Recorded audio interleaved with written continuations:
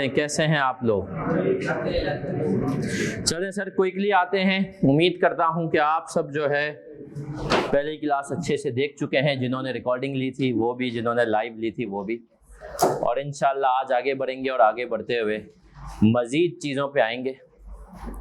Sir अब तक हमने क्या पढ़ा था? अब तक हमने IFRS 9 शुरू किया था। फिर रिपीट कर रहा हूँ, हमारे सिलेबस में सिर्फ ये 10% है। पिछले अटेम्प्ट में थोड़ा सा ये सीट के साथ आया, इसके ऊपर अकेला सवाल नहीं आया। इस अटेम्प्ट के लिए छोटे टॉपिक्स में वैसे ये ज़्यादातर इंपॉर्टेंट होता है, बट इस अटेम्प्ट में भी मुझे ज़्यादा इंपॉर्टेंट लग रहा है ये। सर IFRS 9 हमने कहा था किस चीज के गिर्द घूमता है सर? Financial instrument. और फाइनेंशियल इंस्ट्रूमेंट में कितनी चीजें आती हैं? 3 एंट्रीज आती हैं। कौन कौन सी? पहली एंट्री इन्वेस्टमेंट डेबिट बैंक। बाकी हमने कहा 2 एंट्रीज जो कि हमने कहा इन्वेस्टर के पॉइंट ऑफ व्यू से, हमने उसमें जो इन्वेस्टिंग कंपनी है जो कि पैसे ले रही है, बैंक डेबिट या तो इक्विटी क्रेडिट, बैंक डेबिट या तो लाइबिलिटी क्रेडिट। सही है सर। सर फिर हम और आगे बढ़े, और आगे हमने बढ़ते हुए कहा कि इस स्टैंडर्ड को आपने 3 हिस्सों में तोड़ लेना है।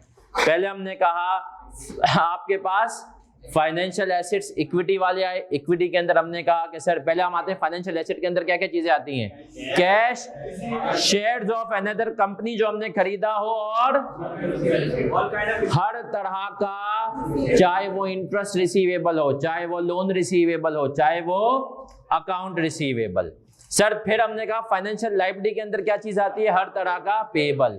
फिर हमने कहा था सर सबसे पहले हम आए थे फाइनेंशियल एसेट्स इक्विटी। अगर मैं किसी कंपनी की इक्विटी ले रहा हूं, अगर मैं किसी कंपनी के शेयर्स ले रहा हूं, तो मैं क्या अकाउंटिंग करूंगा, कैसे करूंगा? तो हमने कहा कि सर अगर हम किसी कंपनी की इक्विटी ले रहे हैं, किसी कंपनी के शेयर्स ले रहे हैं, तो हम एंट्री बनाएंगे इन्वेस्टमेंट डेबिट बैंक। फिर हमने कहा सर आगे जाके स्टैंडर्ड कहता है कि भाई तेरी मर्जी, या तो तू इसको इक्विटी क्लासिफाई कर, या तो लॉन्ग टर्म पे ले जा, या तो शॉर्ट टर्म, तुम्हारी नीयत है। आपने कहा अगर मेरी नीयत है शॉर्ट टर्म, स्टैंडर्ड ने कहा fair value through profit and, क्या मतलब? जितना भी फेयर वैल्यू गेन लॉस आएगा कहां जाएगा? Profit and loss. और अगर हमने कहा कि नहीं भाई स्टैंडर्ड मेरी नीयत तो है कि मैं इसको लॉन्ग टर्म रखूं, तो स्टैंडर्ड कहता है अब तेरे पास चॉइस है, या तो तू चाहे P&L पे रख, या तो फर्क क्या है? P&L में गेन लॉस P&L में जाएगा, OCI में नेट प्रॉफिट के बाद आती अदर कॉम्प्रिहेंसिव इनकम वहां पर जाएगा। हमने कहा सर कंपनी यूजुअली क्या करती है लॉन्ग टर्म के लिए? आपका कॉमन सेंस क्या कहता है? OCI। क्यों सर कंपनी OCI में क्यों जाती है? सेफ है आपका प्रॉफिट एंड लॉस। खास तौर पे जैसे आप लोगों ने देखा होगा, आज तो मैंने नहीं देखा वैसे, जो हमारी स्टॉक मार्केट की हालात चल रहे हैं, तो सर उस हालात के हिसाब से कंपनीज रिस्क।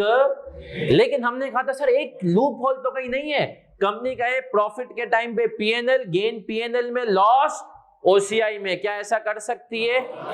एक दफा कर सकती है, लेकिन एक दफा आपने P&L कैटेगरी में रखा, प्रॉफिट आ रही थी, मार्केट अच्छी थी, आपने P&L रिकॉर्ड किया, गेन लॉस आया, आप OCI में ले गए। अब आप वापस P&L पे आओगे तो स्टैंडर्ड बोलेगा रुको जरा, स्टैंडर्ड कहेगा रुक जाओ, तुम वापसी नहीं। OCI का डिसीजन एक दफा का है, जैसे कि आपका CA का डिसीजन। इंशाल्लाह क्या आपने कहा आ गया हूं तो अब करके ही जाऊंगा। चल सही है सर। क्या ऑनलाइन वाले बच्चे आप हमारे साथ हैं? तो मेरा बच्चा लिख दे CC।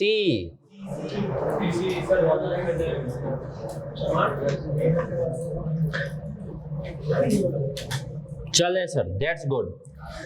अब सर मजीद आगे बढ़ेंगे, शदीद आगे। जी हैंड आउट किस किस के पास नहीं है? बेटा बुक तो आपको ताहिर और वो लोग देंगे, मैं हैंड आउट कॉपी करवा देता हूं जब तक आप पड़ोसी से शेयर करें। बुक आप लोग ताहिर से राब्ता करेंगे, ताहिर या निमरा वो आपको गाइड करेंगी। ऑनलाइन वाले निमरा से राब्ता करेंगे, और फिजिकल वाले बुक के लिए ताहिर से। फ्री में रेगुलर वालों को कौन मांग रहे हैं? हाँ हैंड आउट यार, ये जो है ना, किस किस के पास हैंड आउट नहीं है भाई? भाड़ा करा दे।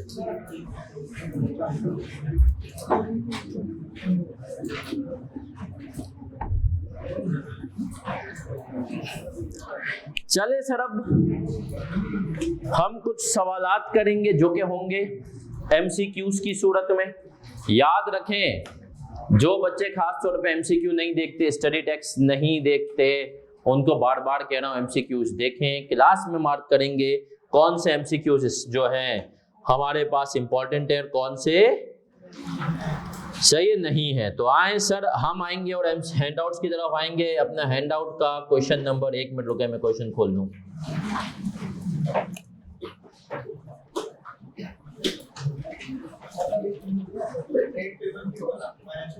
जी जी, हर तरह का पेबल इज फाइनेंशियल।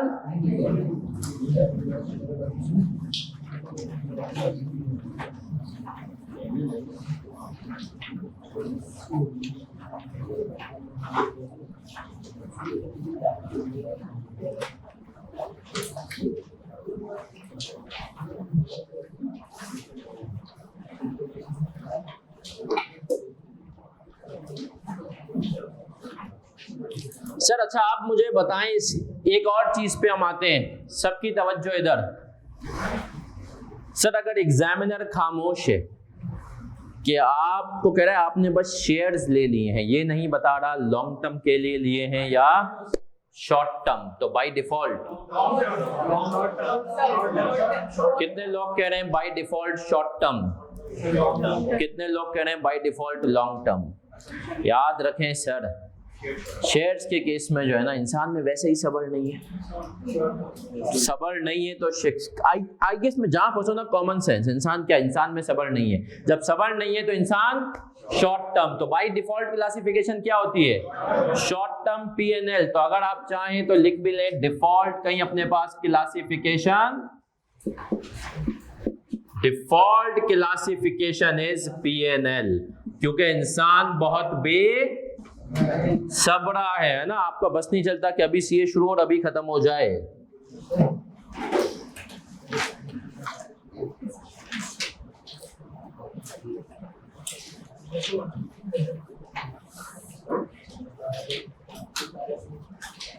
चलिए सर, पेज आपके पास आ रहा होगा 107 107 ऑफ 390, उसमें एमसीक्यू नंबर 2 आ रहा है 107। What is the default classification for an equity investment? Fair value through profit or loss। अगला जो सवाल है उसका नाम है हीरा लिमिटेड, क्वेश्चन नंबर 3। अगला, diamond limited purchased 10,000 shares on 1 September 2000, making the election to use the alternative treatment under IFRS 9। रुके जरा सब्र करें, अब मेरा सवाल है, ये आईकेप की शरारत है। अब आपको ऑल्टरनेटिव ट्रीटमेंट पीएनएल या ओसीआई, कितने लोग कह रहे हैं ओसीआई, कितने लोग कह रहे हैं पीएनएल, चलो ओसीआई, क्योंकि जब डिफॉल्ट पीएनएल है तो ऑल्टर, देखो अब उसने लिखा नहीं ओसीए, ये चीजें ये आईकेप बोलता है कि ताकि आईकेप चाहता है कि हर बच्चा, कोई ना कोई बच्चा तो फंसे। तो ऑल्टरनेटिव चाहो तो इस सवाल के, इस एमसीक्यू के ऊपर लिख लो लर्निंग आउटकम के तौर पे, alternative treatment is equals to OCI. Alternative treatment is equals to OCI.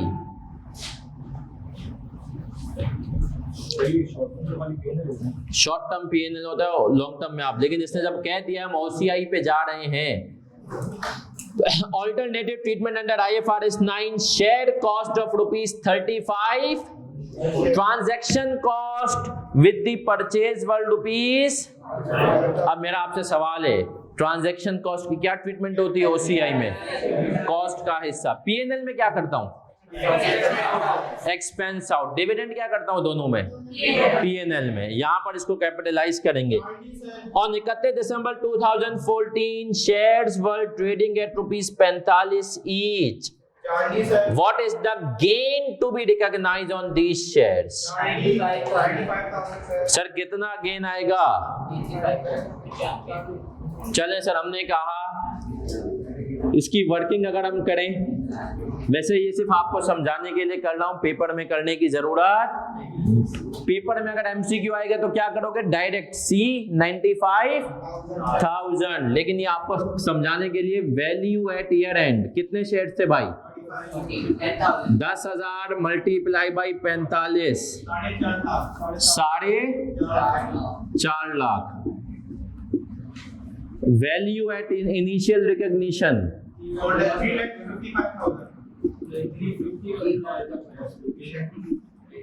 10,000 into plus 350 95,000।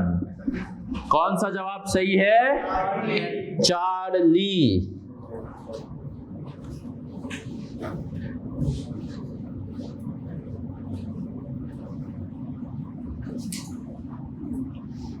जिन्होंने ये कर लिया वो एमसीक्यू नंबर 4 करेंगे।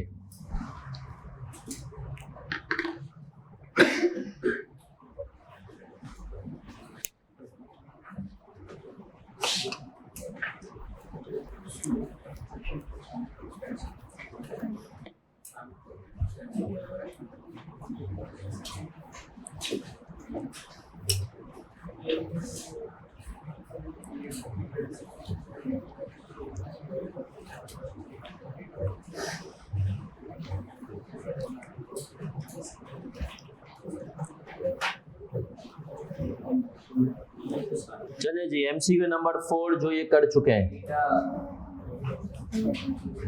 कॉपर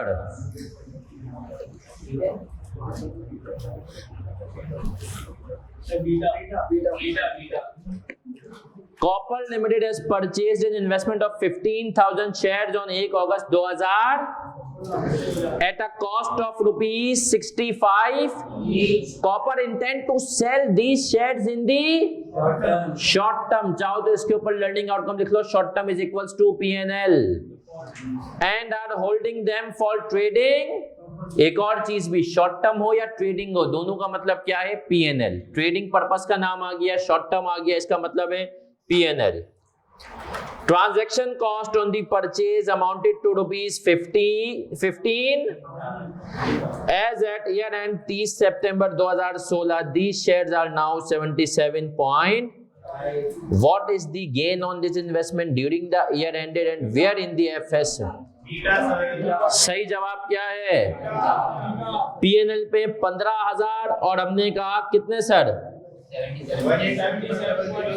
77 पॉइंट, 15,000 इंटू 77.5, ये कितना आया बेटा, 11,625 000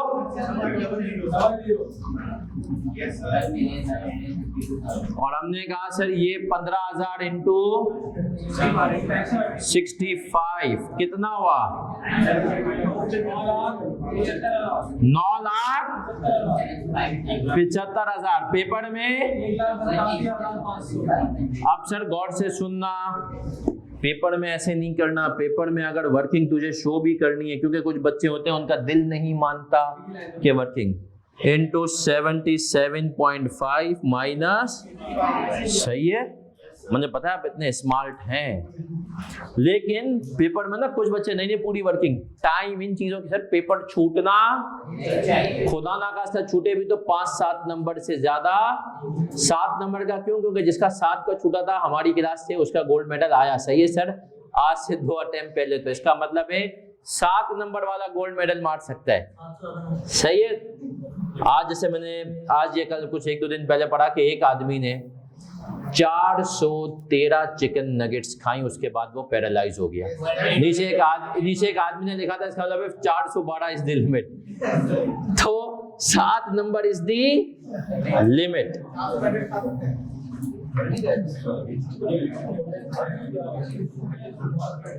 चलिए सर, कितने लोगों को लगता है कि ये आसान है? जिनको लगता है कि ये आसान है, जिनको लगता है कि ये आसान है वो एमसीक्यू नंबर 15 पे आएंगे। पेज नंबर होगा आपके हैंड आउट का 110। MCQ number 15, mercury. पहले मैं आपसे खुद पढ़वा रहा हूं ताकि आप लोग समझें और फिर हम करेंगे बोर्ड पे।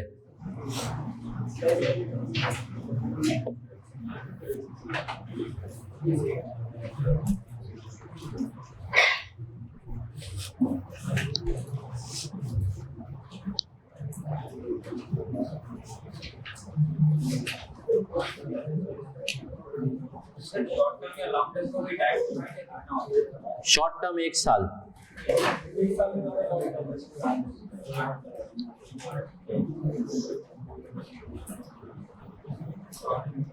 सर बीटा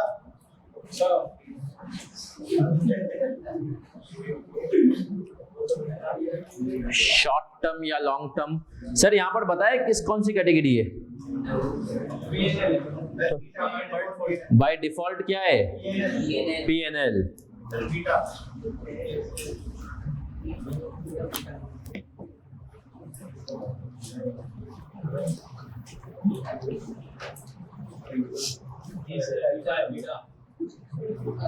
अल्फा या बीटा? पता नहीं भाई, हो सकता है अभी। कितने लोग कह रहे हैं? कितने लोग कह रहे हैं बीटा? कितने लोग कह रहे हैं अल्फा? ओके, मैं ब्रोकरेज वो कैपिटलाइजेशन है, ये बेचने की है, सोच ले। सोच समझ के ऑनलाइन वाले बच्चों आप बताएंगे कितने लोग कह रहे हैं बीटा, कितने लोग कह रहे हैं अल्फा? बीटा वाले फिर हाथ उठाएं, बीटा वाले, बीटा बीटा। अल्फा। सर याद रखें, आप जो अल्फा कह रहे हैं ना, उनको कहीं ना कहीं से जो ना उनके back of the mind impairment आ रहा है, fair value less cost to sell, fair value less. Sir याद रखें, ये लर्निंग आउटकम लिखें IFRS 9, लर्निंग आउटकम लिखें IFRS 9, do not consider cost to sell. IFRS वो या तो IAS 41 चल रहा है या तो इम्पेयरमेंट चल रहा है, वो दोनों किसकी बात करते हैं? Cost to sell, cost of disposal. IFRS 9 learning outcome, do not consider. सही है sir? Do not consider cost to. भाई अगर IFRS 9 cost to sell consider ही नहीं करता तो इसका मतलब क्या है कि 5 लाख आपको, ये कौन कंसीडर करता है? IAS 41 याद है, और हमने कहा IAS 36, वो नहीं कहता fair value less point of cell cost पे मेजर करना है। सही है सर? तो ये चीजें आपको अपने दिमाग में क्लियर रखनी है। इसका एक और तरीका भी है, पूछे क्या? एक तो होता है हम सवालों के साथ लर्निंग आउटकम आप लिख रहे हैं, दूसरा एक तरीका भी है जो कि मेरे हिसाब से ज्यादा इफेक्टिव भी हो सकता है। आप रजिस्टर के पेज पे आखिरी के 2-3 पेज छोड़े और उनमें जाएं और IFRS 9 की हेडिंग डाल के लर्निंग आउटकम जो मेन है ना, जैसे IFRS 9 do not consider point of cell cost, ताकि एंड में जब आप पेपर से चंद लम्हे पहले, आधा घंटा पहले घर में जब चीजें रिवाइज कर रही हो तो ये सारी इंपॉर्टेंट बातें आपके दिमाग में आ जाए। चाहें तो रजिस्टर के पीछे भी 2-3 पेज बना सकते हैं, अगर आपके अंदर इतना हौसला है कि रजिस्टर के 2-3 पेज आप जाया कर सकें। चले सर, हमने कहा 48 थी वैल्यू और ये थी 40, हम यहां पर 47.5 कंसिडर नहीं करेंगे, तो 8 मिलियन का गेन आया और इन्वेस्टमेंट की वैल्यू कितनी हो गई? 48 मिलियन। क्या मैं यहां तक क्लियर हूं? Crystal clear? पक्की बात है, किसी को कोई भी मसला नहीं। ऑनलाइन वालों बेटा लिख दो CC। हाँ बेटा बोलो। OCI होगा तब भी ये डिस्पोजल कॉस्ट को कंसीडर नहीं करेंगे। यार वो उसके निकरा से इधर आ क्या हम क्लियर है मेरा बच्चा? पक्की बात है? सर यहाँ पे लिखे हुए एक शेयर से 8 शेयर और एक शेयर से तो 8 मिलियन का गेन तो एक तरफ हो गया, लेकिन एक ब्रोकरेज फी की तो कॉस्ट है ना, तो 8 मिलियन वो जब बेचेंगे तब आएगी, आज नहीं आएगी। वो तो कह रहा है अगर आज बेचते हो तो इतनी आएगी। तो मेरा मोबाइल लिया निमरा से और उसको यहीं पे चार्ज पे लगा दिया, उससे चार्जर भी लेगा, ठीक है? हाँ वो आ रहे हैं। चले सर, क्या हम क्लियर है यहाँ तक? अब बढ़ेंगे आगे। तो सर इसका करेक्ट सही जवाब क्या है? बीटा।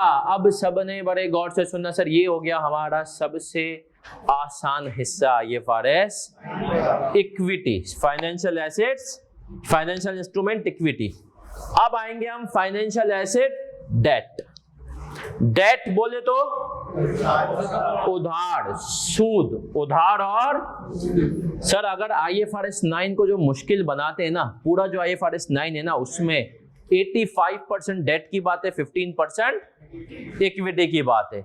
तो सबसे टेक्निकल एरिया डेट है, और क्योंकि आप लोग नेक रूहे हैं तो सूद की बातें वैसे ही आपको मसला करती हैं, है ना?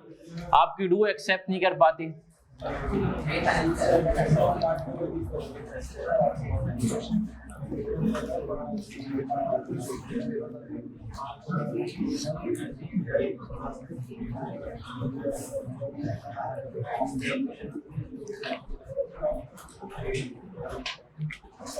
चले सर, ये मेरे साथ कॉपी करते जाएंगे सब बच्चे। क्या कह रहा है बेटा? उसमें ये चीजें नहीं, आ जा। वो सिर्फ थ्योरी पोर्शन है।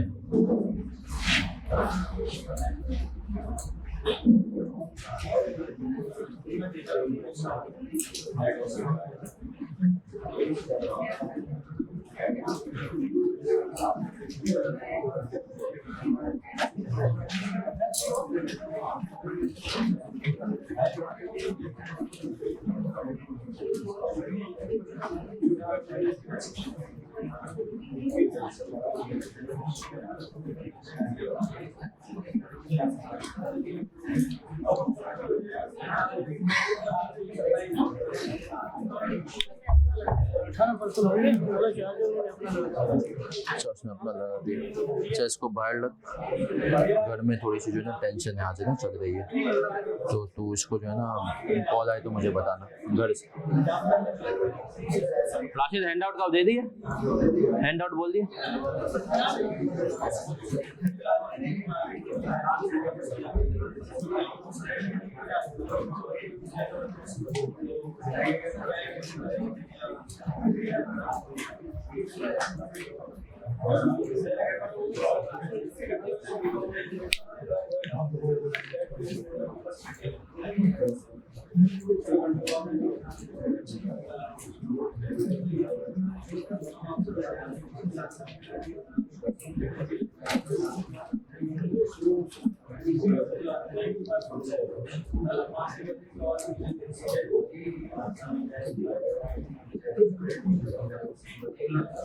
चले सर, फाइनेंशियल एसेट्स डेट्स। अब सबने सुनना है सर, वहां पर हमारे पास दो ही कैटेगरीज थी, कौन सी? OCI और। अब यहां पर आपने सुनना भी है मेरा बच्चा, समझना भी। और एक बहुत इंपॉर्टेंट चीज जो मैं यहां पर बात करूंगा वो ये है कि सर जो है यहाँ पर हमें कुछ चीजों को यूं समझना है, यूं देखना है कि IFRS है ना, कुछ चीजें ओवरलैपिंग है, तभी मैं आपको अलग अलग करा रहा हूँ। OCI P&L वहां भी था, और अब आप वो सीख लिया आपने, अब उसको आपने थोड़ी देर के लिए भूल जाना। अब हम किस पे आए? डेट पे। डेट में 3 क्लासिफिकेशन है, amortise cost, fair value through OCI, fair value through. अब सर इसका ये डिवेंचर्स वगैरह का सिस्टम क्या होता है, मैं बताता हूँ, समझाता हूँ ताकि आपको समझ में आए। सर एक आपको, अगर मुझे आपसे पैसे चाहिए लेकिन मैं आपसे इक्विटी नहीं चाहता, डेट चाहता हूं, लोन चाहता हूं, उधार चाहता हूं, तो मैं आपको रिडीमेबल प्रेफरेंस शेयर्स भी इशू कर सकता हूं, मैं आपको डिवेंचर भी दे सकता हूं, TFC, term finance certificate, TDR, या किसी भी नाम से दे सकता हूं मैं आपको ये शेयर से, मतलब लोन ले सकता हूं आपसे। अब इसकी टर्म्स क्या होती हैं? आज ईयर 0 पे सपोज करो आप मुझे 500 मिलियन का लोन दोगे और ईयर 5 पे मैं आपको ये 500 मिलियन आइडियली वापस करूंगा और बीच में मैं आपको इंटरेस्ट देता रहूंगा। ऐसा ही है? सही है सर, बिल्कुल ऐसा ही है। अब आपको ये जान के हैरानगी होगी, शायद ना भी हो कुछ को, हैंड आउट जिसके पास नहीं थे ये उनके लिए हैंड आउट है। सर जान के आपको ये हैरानगी होगी कि ये डिबेंचर जैसे शेयर्स हमारे बिक जाते हैं ना स्टॉक मार्केट में इधर उधर, जिनके पास हैंड आउट नहीं है, इसी तरीके से ये हमारे डिबेंचर्स वगैरह भी बिकते हैं, डिबेंचर्स भी सेल होते हैं। आप चाहो सर डिबेंचर्स क्यों सेल होते हैं, इसकी पीछे वजह होती है। सर वजह ये होती है कि आपको डिबेंचर जो मिलते हैं ना उसके ऊपर इंटरेस्ट सपोज करो 12% फिक्स था, मार्केट में हो गया 8%, स्टेट बैंक ने मॉनेटरी पॉलिसी में कितना कर दिया? अब आपके पास 12% वाली चीज है तो आपका डिबेंचर की वैल्यू ऑटोमेटिकली क्या हो जाएगी? बढ़ जाएगी। और अगर आपके पास 12% वाला था और मार्केट में हो गया 14% तो आपकी वैल्यू, तो ये भी मार्केट में बिकते हैं, समझे? ये स्टॉक एक्सचेंज में भी मिलते हैं और इसकी दूसरी मनी मार्केट्स भी होती है, बैंक्स वगैरह के ऊपर भी थ्रू भी मिल जाते हैं। अब बड़े गौर से सुनना, ये कॉन्सेप्ट मैंने आपको दे दिया। अब मैं आपको एक इसकी ये समझाऊंगा किसी ऐसी चीज से जो लड़कों के बड़े करीब, दिल के बड़े करीब होती है, ईद उल अजहा। सही है? ईद उल अजहा का असल में अभी सीजन आ रहा है, छोटी ईद के बाद जो लड़के हैं, ज्यादातर लड़के जो हैं उनको, कितने लोग जो है मंडी जाते हैं, कितने लोग मंडी नहीं जाते बट फिर भी उनको ये कुर्बानी के जानवर वगैरह का शौक है। खवातीन तो मंडी नहीं जाती हैं, चले शौक है नहीं है, चले सर। अब बड़े गौर से सुनना सर, अब आपने कहा sir Mandi is something else, आप कुछ ज्यादा ही शौकीन हैं, आपने कहा मैं जानवर खुद पालूंगा, खुद। अब आते हैं सर सुनना, अगर आपने कहा कि सर जानवर मैं खुद खरीदूंगा, या आपने कुर्बानी का जानवर है, सपोज करें डिबेंचर हमने कुर्बानी का जानवर है, आपने कहा मैंने 1 साल पहले जानवर खरीदा है और उसको मैं खुद ही पालूंगा और खुद ही उसकी कुर्बानी करूंगा, समझे? या मोटाइज्ड, आपने जानवर खरीदे और आप अपने आप को जानते हैं, आपने कहा 1 साल तो मुझसे सब्र ही नहीं होगा, कोई अच्छे रेट लगेंगे मैं तो फौरन बेच दूंगा, तो फेयर वैल्यू थ्रू पीएनएल। आपने कहा जानवर आज खरीदे, कुर्बानी 1 साल के, सपोज करो 2023 की ईद के लिए करनी है, तो तुमने कहा 2023 की ईद में मुझे कुर्बानी करनी है, ये आज खरीदा है, कुर्बानी भी मैं करूंगा, अमोर्टाइज कॉस्ट आज खरीदे, अपने आप को जानता हूं 1 साल तक तो इसको रखूंगा ही नहीं, बेच दूंगा उससे पहले ही पीएनएल। लेकिन बहुत सारे कंफ्यूज भी होते हैं, यार अच्छे रेट लगे तो शायद बेच दूं, या शायद मैं जो है अपनी खुद ही कुर्बानी कर लूं, एंड तक देखूं। अगर आप कंफ्यूज हैं तो OCI क्लियर है, रखना है, खुद ही कुर्बान करना है, नियत है कि भाई जो है बेच ही दूंगा, नहीं रखूंगा खुद ही, बेच भी सकता हूं और कुर्बानी तक रख भी सकता हूं, तो OCI। अब सर इसको कनेक्ट करते हैं डिबेंचर से। आपने डिबेंचर लिया, अब आप इन्वेस्टर हैं, ये आपका क्या एसेट, और आपने कहा कंपनी से दिया है, आज ईयर 0 पे, ईयर 5 पे कंपनी से ही वापस पैसे लूंगा, डिबेंचर दे दूंगा, सारे सालों का सूद खाऊंगा, अमोर्टाइज्ड कॉस्ट। नियत है सूद नहीं खाऊंगा, बेच ही दूंगा, पीएनएल। और आपने कहा देखते कंफ्यूज भी हैं और आप थोड़े से, आपने कहा कुछ अच्छा हुआ तो देख लेंगे, 5 साल जो है चला लेंगे, अगर हमें लगा बेनिफिट है, और अगर नहीं लगा तो OCI। क्या हम क्लियर हैं? हलाल हराम से भी डिस्कशन नहीं कर रहे ना बेटा, ये हलाल नहीं होते, आ जाएं। अब सर सुनना, नहीं ये आपके IFRS 9 फाइनेंशियल इंस्ट्रूमेंट इंटेंजिबल में आपको याद होगा स्कोप से इनको निकाल दिया था, तो ये इसीलिए। अब सुनना, अभी एक बात बता रहा हूं, सबसे इंपॉर्टेंट पेपर के लिए इसके अंदर ये है, नई टेस्ट हुआ फेयर वैल्यू थ्रू OCI, और इसके अंदर है मसाइल, इसके ऊपर एक फुल फ्लैज अच्छा क्वेश्चन जिसको कहते हैं ना कि आएगा, अब तक वो नहीं आया, फेयर वैल्यू थ्रू। और सबसे टेक्निकल भी यही एरिया है। एग्जामिनर ने आप समझे ओवर में 5 बॉल करा ली हैं और अपनी बेहतरीन बॉल दूसरा तीसरा जो होता है वो नहीं फेंकी है, तो ये अब वो इंतजार कर रहा है, हो सकता है कि अगली बॉल आपके अटेम्प्ट में ये पड़े या तो उसके बाद, लेकिन ये पड़ेगी जरूर। तो ये मैंने आपको जैसे बताया ना कि ये बताऊंगा, IFRS शीट वगैरह में बताया क्या क्या चीजें नहीं पूछी, ये चीज अब तक सर क्या हम यहाँ तक क्लियर है क्लासिफिकेशन से। अब इसमें और भी कॉन्सेप्ट्स को मैं इंट्रोड्यूस करूंगा। ऑनलाइन वाले बच्चों क्या आप हमारे साथ हैं? ये अगर आपको 3 चीजें कॉपी करनी, कॉपी करें। अभी हम इनको समझेंगे, चीजें करेंगे, क्योंकि इससे पहले अगर आपकी बेस, अगली 2 क्लासें हमारी इसी में लगेंगी। ये क्या? TFCs, term finance certificates, TDRs, ये बेसिकली डिबेंचर की दूसरे नाम समझ लो, उसके भाई बहन। मुबशिर बेटा क्लियर हो गए? अब हम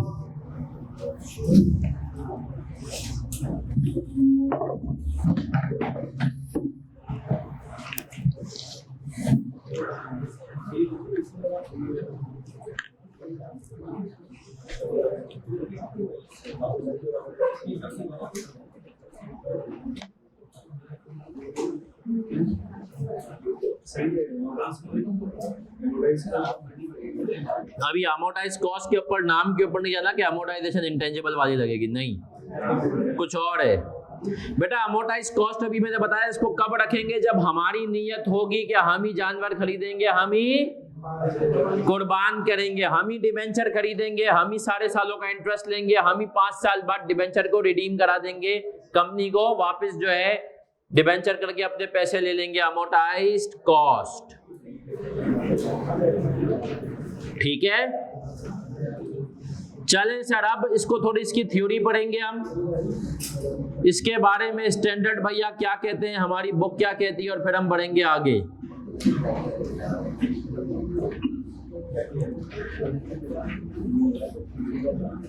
सर पेज नंबर 100 पे आ जाएं, पेज नंबर 100 और 390।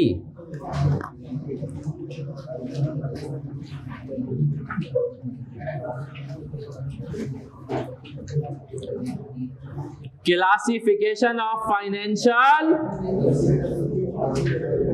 classification determines how financial assets are accounted for and in particular how they are measured on an ongoing basis। Page number 100 पे हम किस तरीके से Company must classify financial asset as subsequently measured at amortized cost, fair value through other comprehensive income or fair value through P&L.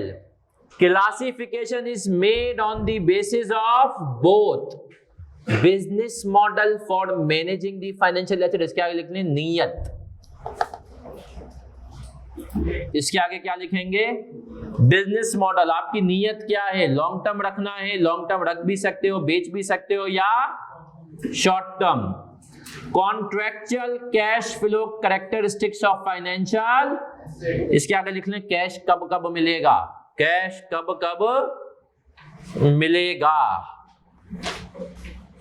एक होता है business model test. अब सुनना, इसको ये टेस्ट क्यों बताएं, आप लोग इंशाल्लाह आज से 6 महीने बाद या 1 साल बाद क्या बनोगे? ऑडिटर। अब ऑडिटर हो तो कंपनी ने जो ये हरकतें की हैं, मैं तुम्हें इसका ऑडिट पॉइंट ऑफ व्यू बताऊंगा। कंपनी ने फाइनेंशियल एसेट्स रख दी हैं OCI पे शॉर्ट टर्म के लिए भी, तो तुम कंपनी की नीयत को कैसे बोलोगे भाई तुमने क्या किया है, तुम्हारा क्यों तुमने OCI पे रखे, इसके पीछे हम कैसे वेरीफाई करें? तो तुम्हें बिजनेस मॉडल टेस्ट करना पड़ेगा मेन, और कैश, ठीक है। बिजनेस मॉडल टेस्ट क्या होता है? नीयत। अब आपने कहा सर किसी की नीयत को कैसे टेस्ट करें? भाई तो इस्लाम अलग कहता है, लेकिन हमने कहा दुनियादारी अलग कहती है। बोले किसी की नीयत को टेस्ट करने के लिए उसकी पास्ट हिस्ट्री देख लो। अगर कंपनी ने पहले हमेशा डिबेंचर खरीदा है, 6-6 महीने में बेचा है, इस दफा कहना है लॉन्ग टर्म में, तो तुम एज एन ऑडिटेड पॉइंट उठाओगे सर सॉरी आपकी नीयत तो आप तो रखते ही नहीं है। आमिर लियाकत की 2 शादियां चली, तीसरी में भी मतलब तब आपको पहले ही पता होना था कि इस आदमी की शादी, ये आदमी अब सिर्फ इंटरटेनमेंट देगा, सही है। तो अब आपने कहा कि आमिर भाई जो है, इसी तरीके से कंपनी की नीयत भी आप कैसे चेक करेंगे, पास्ट। लेकिन सर हमारा मजहब जो कहता है कि पास्ट हुआ सो हुआ, अगर आपने तौबा कर ली तो आपने तौबा कर ली, तो एक जैसे हमारे यहाँ पे कहावत है ना जो बिल्कुल गलत है कि 900 चूहे खाकर बिल्ली चली तो गई, अल्टीमेट भाई चली गई ना पीछे की चीजें, तो इसका मतलब यही है। तो आए सर अब हम पढ़ेंगे financial asset eight amortised cost अगले पेज पे।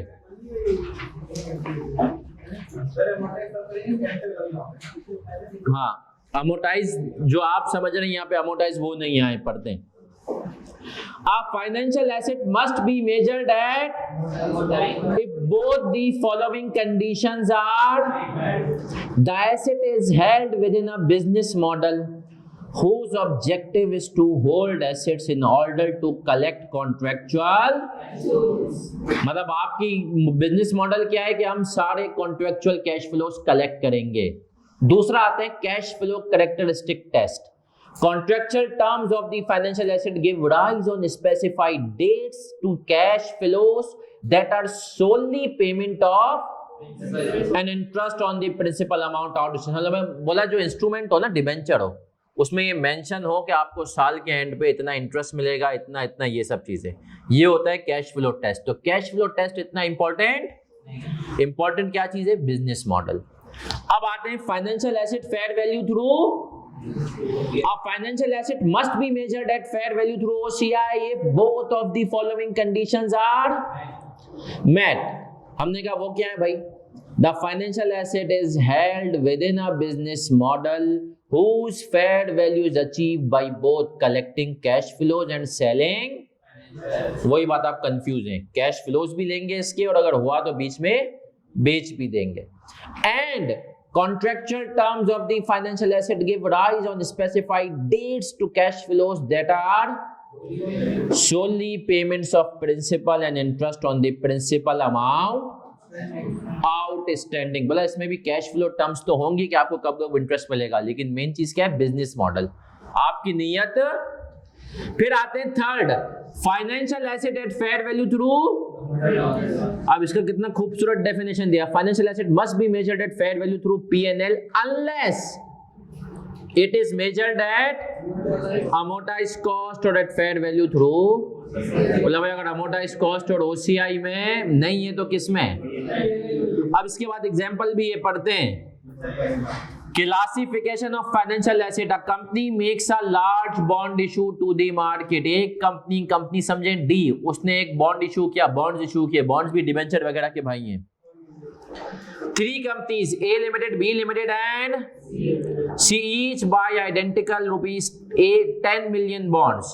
कंपनी पे आते हैं A Limited hold bonds for the purpose of collecting cash flows.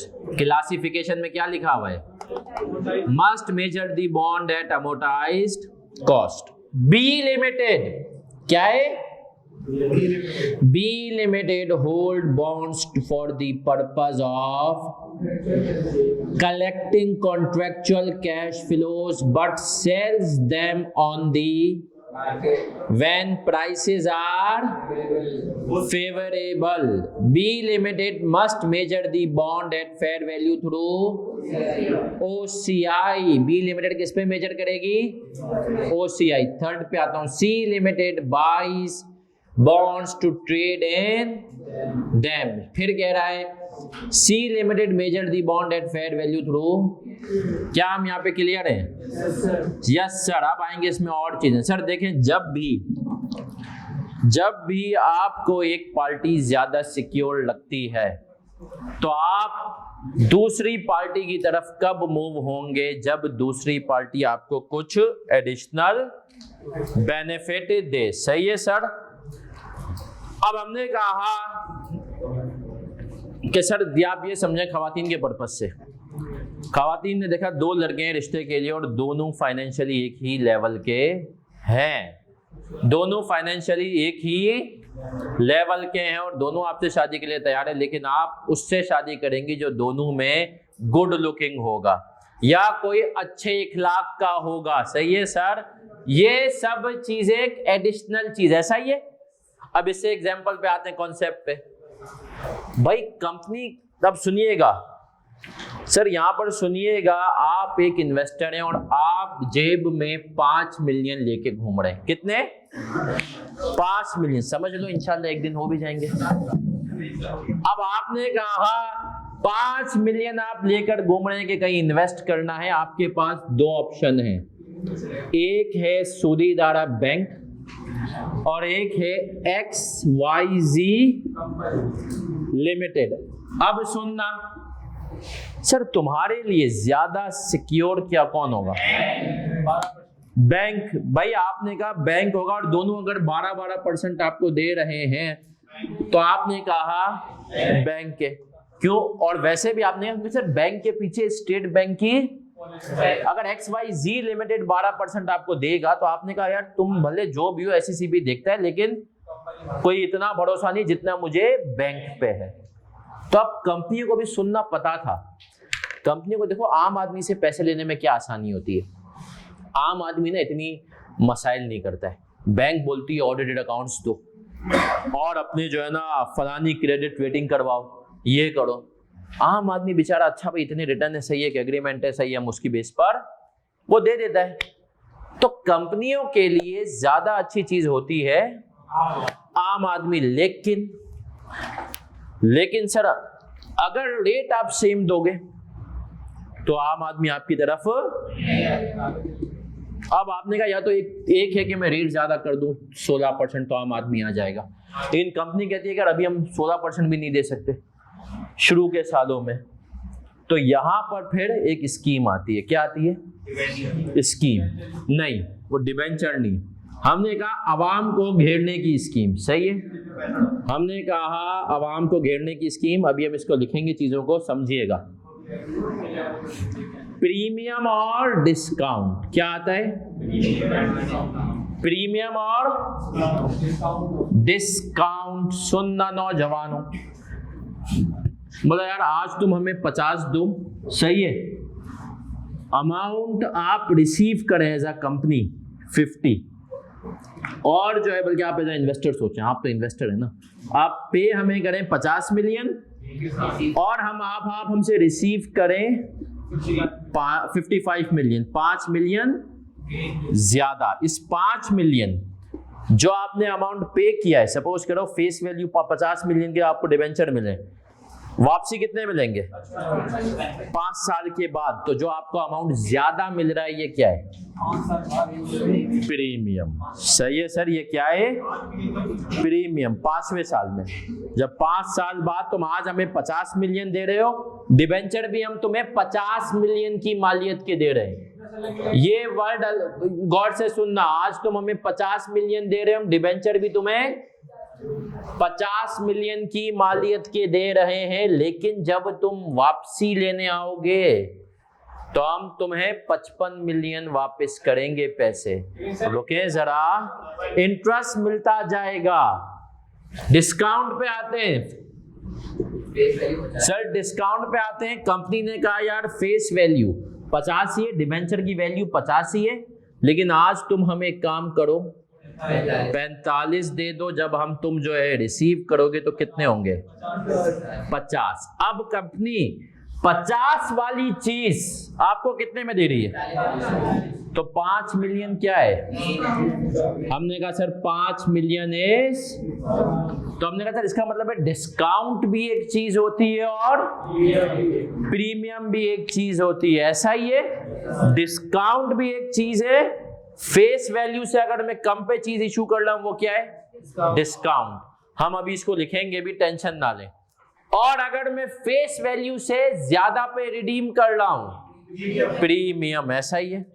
अब बड़े गौर से सुनना, एंट्री पे आता हूं, इंटरेस्ट अपनी जगह मिलता रहेगा, ऐसा ही है।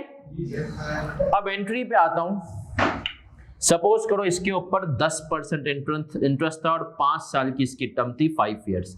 सिर्फ समझाने के लिए कहना, अभी प्रॉपर सवाल करेंगे, चीजें क्लियर होंगी।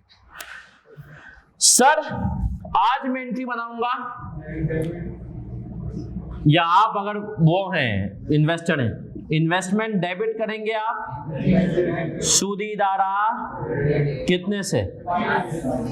50। आपकी जेब से कितने गए? 50। और हर साल आप एंट्री बनाएंगे bank debit interest income credit कितने से?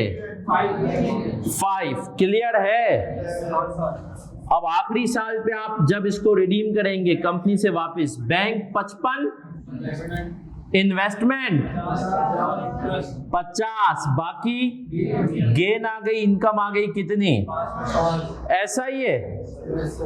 कितने लोगों को लग रहा है कि सर इसमें कुछ झोल है, कुछ मसला है इस एंट्री में? सर ये इनकम एक साल की थोड़ी है, ये तो आपने ईयर 0 पे एंट्री बनाई, ये आप बना रहे हैं ईयर 5 पे, और ये हमने कहा ईयर 1 to 5 हर साल बनाएंगे। यार ये 5 मिलियन की स्टैंडर्ड ने कहा कि जो इनकम है ना ये एक साल की नहीं है भाई, ये पूरे 5 सालों की है। तुमने 5 साल होल्ड किया तभी तुम्हें 50 के बदले कंपनी कितना दे रही है? तो यार कुछ ऐसा सीन होना चाहिए कि इस 5 मिलियन को 5 सालों में डिस्ट्रीब्यूट कर दो। क्या कर दो? डिस्ट्रीब्यूट कर दो। इस 5 मिलियन को कितने सालों में डिस्ट्रीब्यूट कर दो? 5 सालों में कर दो। तो यहां पे मसला समझे सर? मसला क्या होता है? डिस्काउंट होता है प्रीमियम, पैसे में देता कम हूं, मुझे वापसी में 1 साल 5वें साल क्या मिलते हैं? ज्यादा। बिजनेस ट्रांजैक्शन में स्टैंडर्ड का कोई मसला नहीं, बट स्टैंडर्ड ने कहा कि भैया ये जो तू 5वें साल 5 मिलियन का गेन रिकॉर्ड कर रहा है ना, क्या मुझे मसला है। बोला ये एक 5वें साल की इनकम नहीं है, इसको पहले साल में भी रिकॉर्ड करवाओ, दूसरे में भी, तीसरे में भी, चौथे में भी, और इसको स्प्रेड करो 5 सालों पे। तो हमने कहा इसके लिए क्या करें? तो स्टैंडर्ड ने कहा एक कॉन्सेप्ट दे रहा हूं, अफेक्टिव रेट या IRR। अफेक्टिव रेट या अफेक्टिव रेट एक जादुई रेट है जो कि इस 5 मिलियन को स्प्रेड कर देगा over the period of 5 years. सही है सर? अफेक्टिव रेट एक जादुई रेट है। तो अभी मैं कुछ ये चीजें आपको कॉपी करने की जरूरत नहीं, सिर्फ आपको कॉन्सेप्ट देना था। अभी कुछ चीजें मैं यहाँ पे लिखवाऊंगा, उनको कॉपी करना है ताकि जो है आपके दिमाग में चीजें याद भी रहें, और फिर हम इंशाल्लाह अपने पहले इसके सवाल की तरफ आएंगे। नहीं मेरी जान, ऐसा नहीं होता कि 5 डिवाइडेड बाई 5, ऐसे थोड़ी है भाई। कुछ तो जादू है ना अफेक्टिव रेट। 5 डिवाइड बाई 5 नहीं करने दूंगा।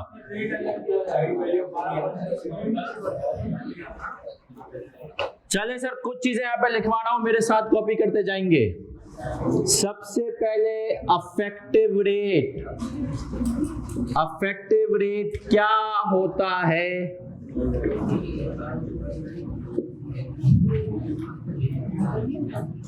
रेट which incorporates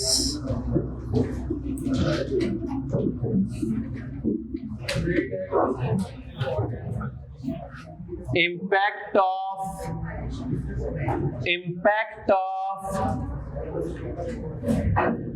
premium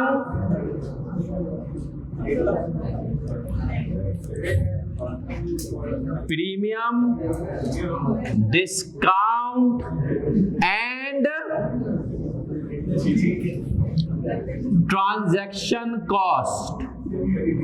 हमने कहा सर ये वो रेट होता है जो इफेक्ट ऑफ प्रीमियम, डिस्काउंट और ट्रांजैक्शन कॉस्ट को इनकॉर्पोरेट कर देता है। एक होता है कूपन रेट। कूपन रेट, अब ये जिन बच्चों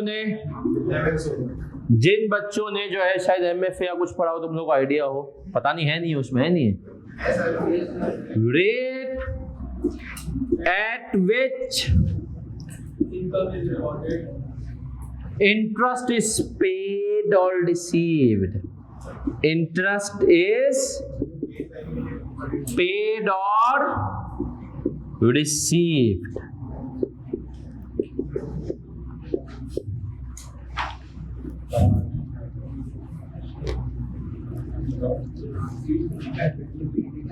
फेस वैल्यू, इसको हम कूपन रेट को का दूसरा नाम नॉमिनल रेट भी है। अब बड़े गौर से सुनना, इस आदमी की शरारतों का तुम्हें अंदाजा नहीं आई केप की। कूपन रेट को इसने बताया नॉमिनल रेट यहां पर कहते हैं, और चेक किया कंसोलिडेशन में। कंसोलिडेशन में कहा कंपनी ने जो शेयर्स इशू किए हैं उनकी नॉमिनल वैल्यू इतनी है, मतलब उनकी फेस वैल्यू।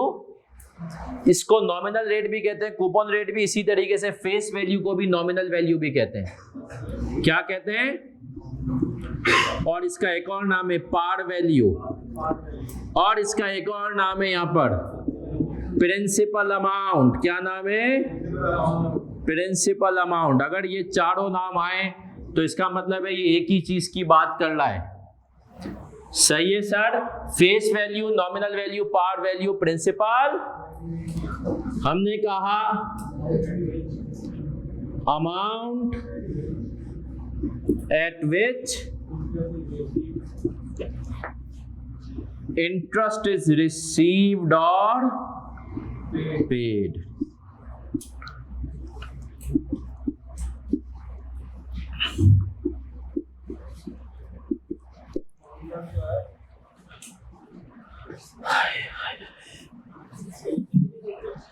लिख दे यार।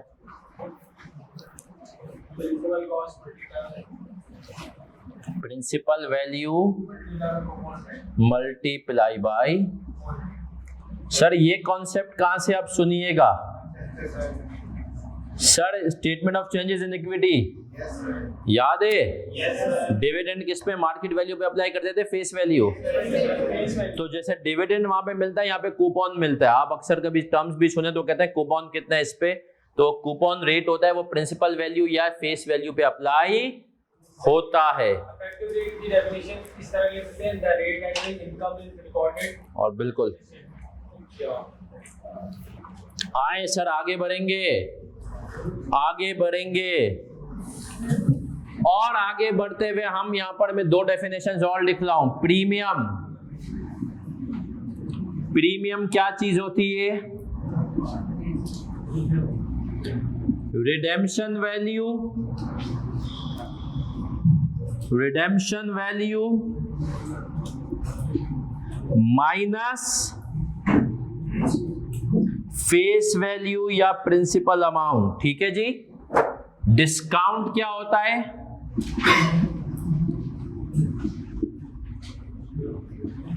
Face value minus issue price, face value minus issue price.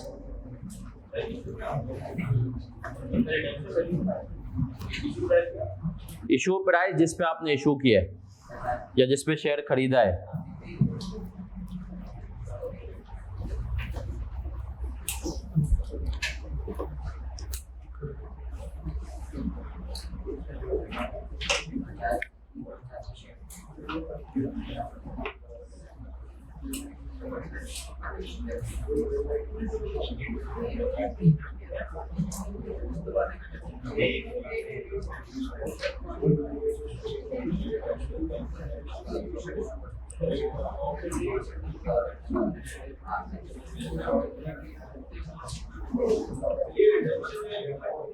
Redemption value जिस पे पैसे वापस मिलेंगे।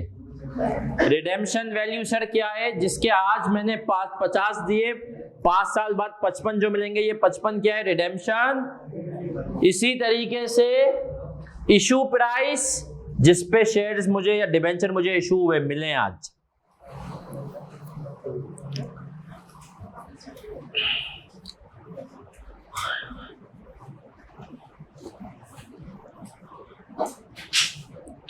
चले सर, फिर मैं चाहूंगा कि आप लोग ये चीज फिर से कॉपी करें। Financial asset amortised cost fair value through OCI through PNL. हम इनके नीचे कुछ और बातें अब लिखेंगे, हम इनके नीचे कुछ और बातें अभी लिखेंगे।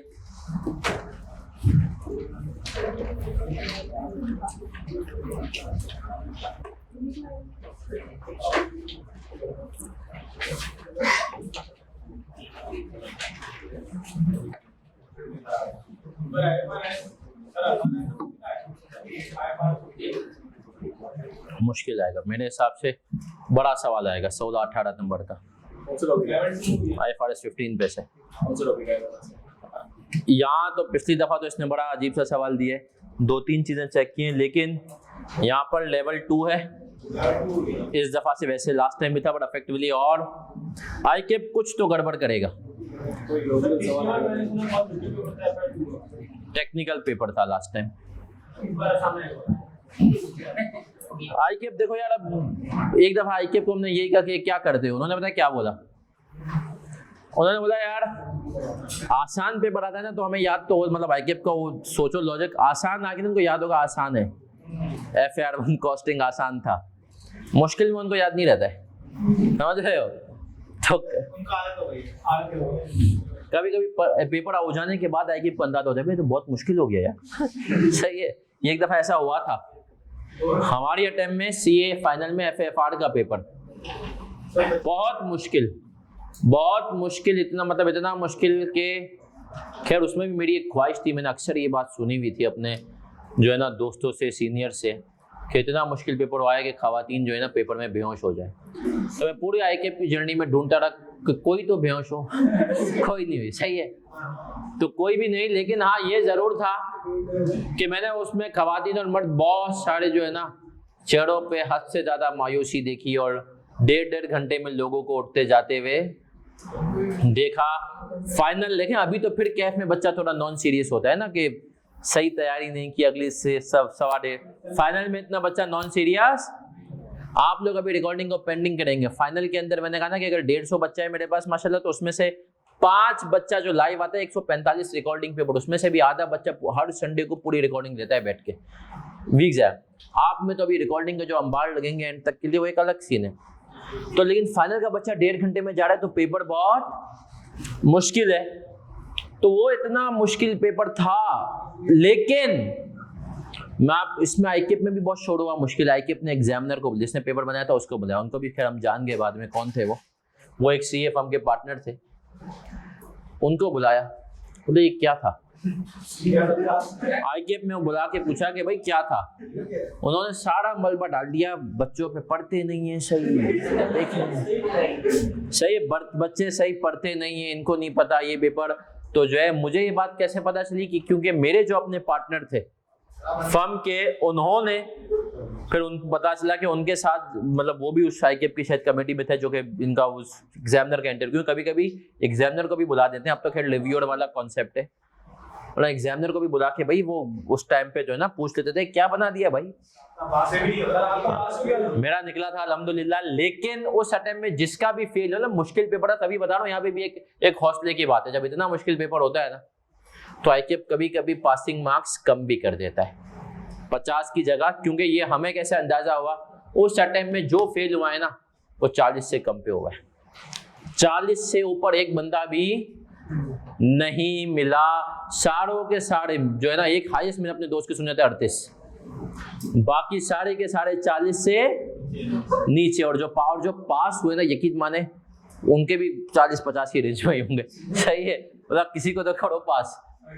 चले सर, बस वो पेपर ऐसा था कि सर, अब आप सोचें अभी आपके पास ग्रेड है, सब कुछ है ना, आप एक टॉपिक की सपोज करें आपने IFRS 9 छोड़ दिया, ग्रेड नहीं है, 60 नंबर का पेपर आ गया इस पे, चल भाई आ जा अब। तो ये मसाइल थे उस टाइम पे, ग्रेड नहीं थी।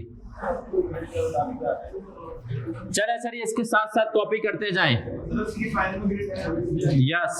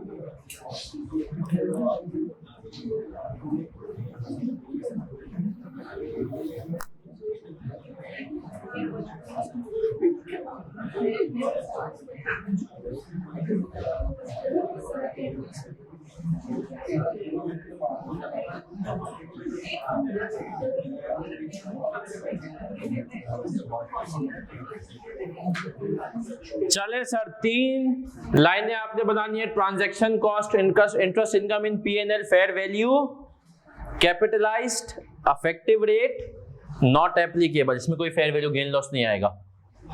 हमने कहा इफेक्टिव रेट, कैपिटलाइज और इन OCI। यहां पर सर ये दोनों अभी मैं एक्सप्लेन नहीं कर रहा, ये हम करेंगे इंशाल्लाह अगली क्लासों में। ये एक्सप्लेन नहीं कर रहा, आज हम किसके ऊपर अभी फोकस कर रहे हैं? Amortised cost. अब यहां पर सबने एक बात बड़े गौर से सुनिए, खास तौर पे उन बच्चों ने जिन्होंने FAR2 पहले पढ़ा हुआ है और कहीं और से पढ़ा हुआ है। ये बहुत इंपॉर्टेंट चीज है। बहुत सारे टीचर्स, स्पेशली कराची के टीचर्स, यहाँ पर भी अफेक्टिव रेट लिखते हैं फेयर वैल्यू थ्रू P&L में, और इसी के थ्रू ट्रीटमेंट कराते हैं। ये एक फड्डे वाला एरिया था ICAP और बच्चों का। इसमें ICAP में भी कुछ मतलब टीचर्स का आपस में फड्डा था, स्टैंडर्ड इसमें बहुत ज्यादा क्लियर नहीं था। मेरी इंटरप्रिटेशन थी ये कूपन रेट ही है, और कुछ टीचर लेते थे अफेक्टिव रेट। देखिए सब टीचर काबिल जो है हमारे लिए रिस्पेक्टेबल है। हमने कहा कि लेकिन फड्डा था, कुछ टीचर अफेक्टिव रेट कराते थे। ICAP, एक बात शुरू में तुम्हें रूल मैंने बताया हुआ था, अभी भी फिर रिपीट, कहीं मेरा और ICAP का किसी ट्रीटमेंट में इख्तलाफ हो और मैं अगर आपको लॉजिक के साथ दूं ना कि सिर्फ मेरा ही लॉजिक सही है और ICAP के पास लॉजिक ना हो तो मैं सही हूं, वरना इख्तलाफ हो, मैं कह रहा हूं मेरे हिसाब से ये ट्रीटमेंट ज्यादा सही है, ICAP के हिसाब से वो है, और ICAP भी लॉजिक दे रहा है, मैं भी, तो किसको फॉलो करना है? Same here. यहां पर भी सर हम ICAP ने इसके हमेशा पास पेपर्स के अंदर कूपन रेट से सोल्यूशन की कुछ टीचर अफेक्टिव से कराते थे। हमें भी कूपन पे जाना है, अब उसने बुक में भी क्या कर दिया है? Coupon rate. ये कॉपी कर लिया तो इसके नीचे 2-3 लाइनें छोड़ देंगे आप, इसके नीचे 2-3 लाइनें छोड़ देंगे। एक सवाल करेंगे फिर इंशाल्लाह जो है देखते हैं टाइम क्या होता है।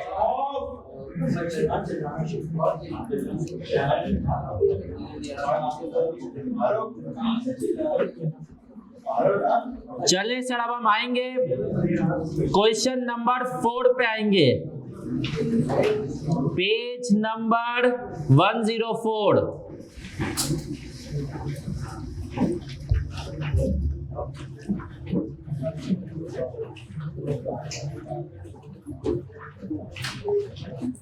On 1st January 20, X1 Abacus Co purchases a debt instrument for its fair value of $1,000. The debt instrument is due to mature on 31 December 20. X5 instrument has a principal amount क्या मतलब? Face value 1250 and the instrument carries fixed interest rate at 4. Sir ये जो 4.72% है, ये कौन सा rate है? Coupon या अफेक्टिव?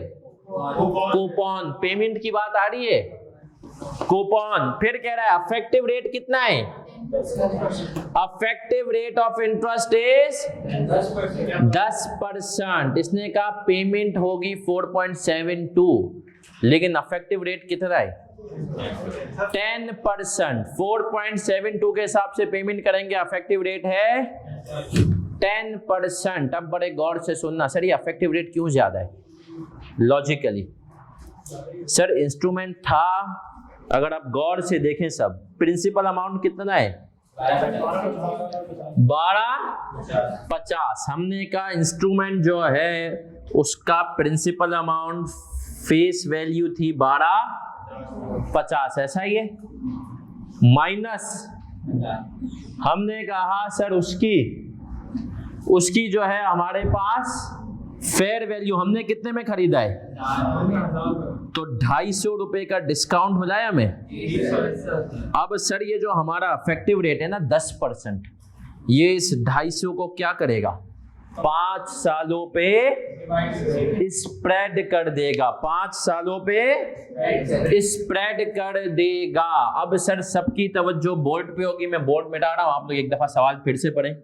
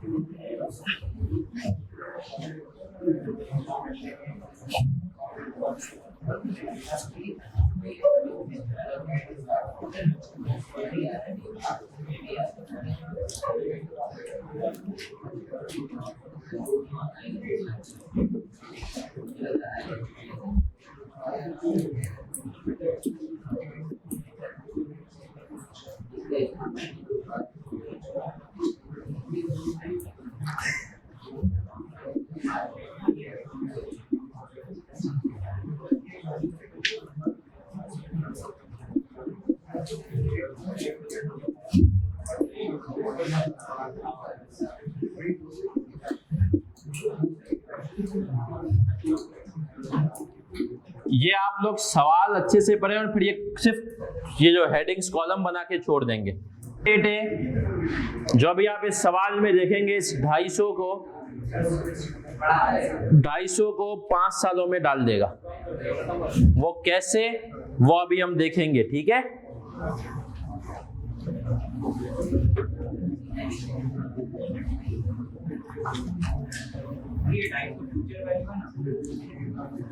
अभी रुक जाओ बेटा, रुक जाओ।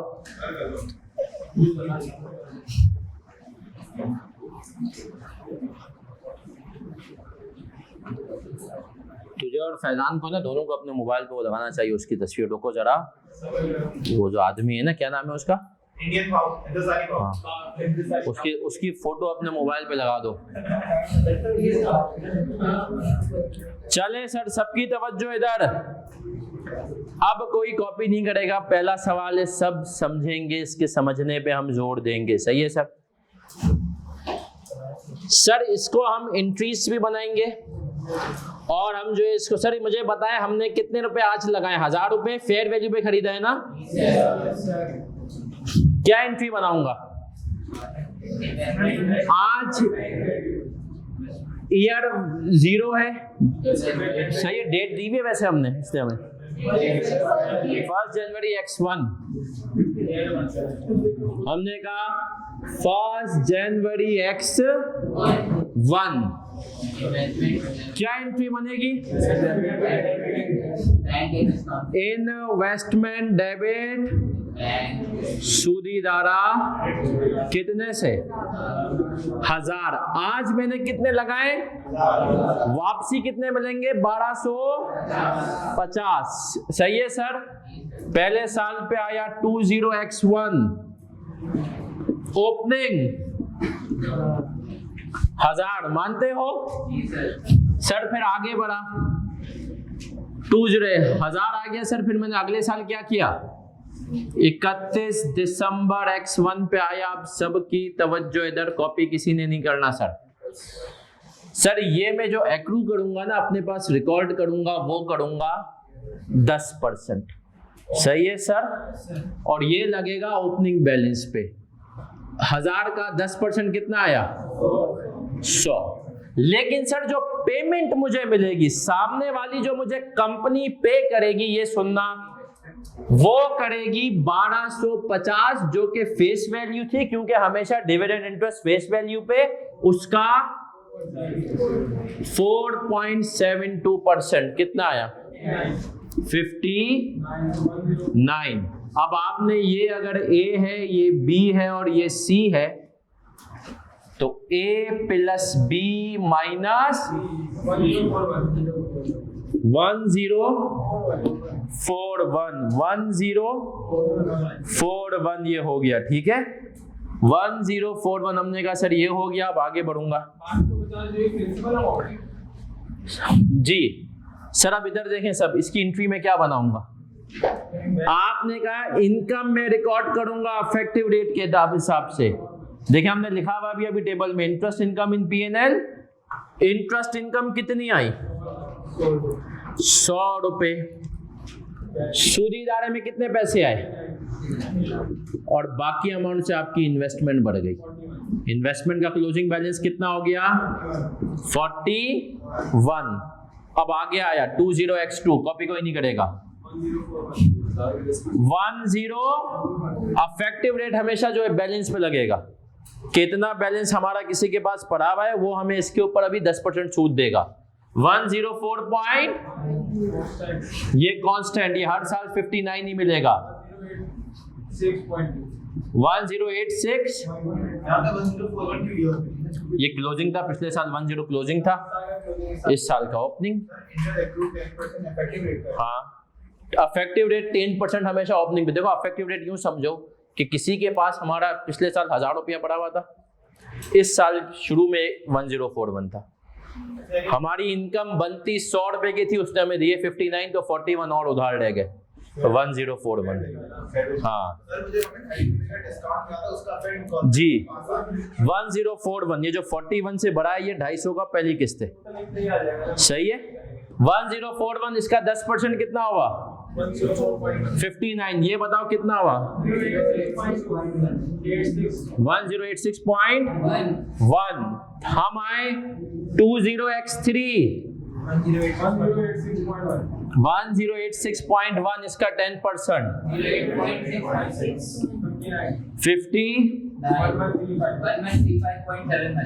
1135.7, फिर में आया 20x4,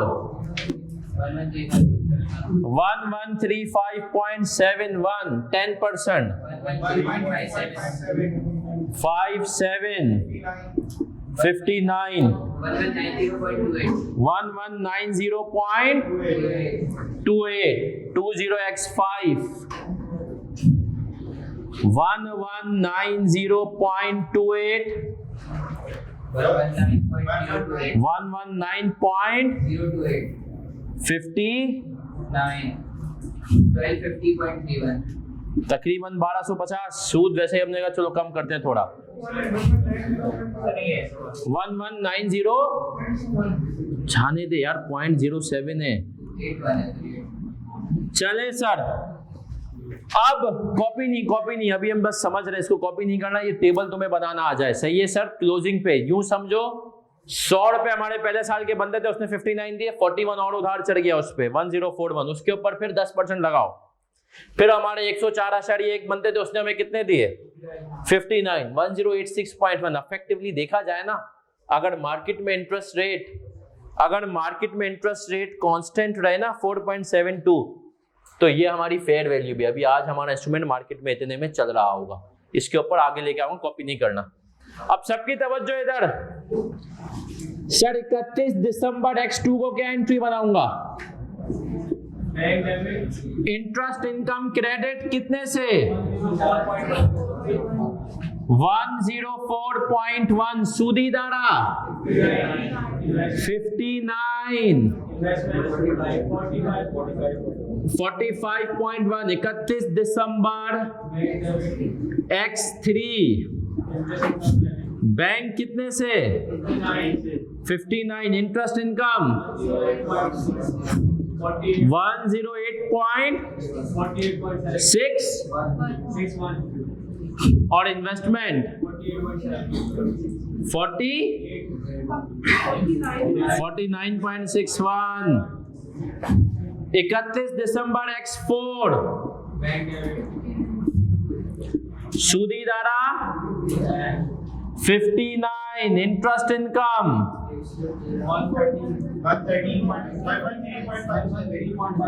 57। इन्वेस्टमेंट 50।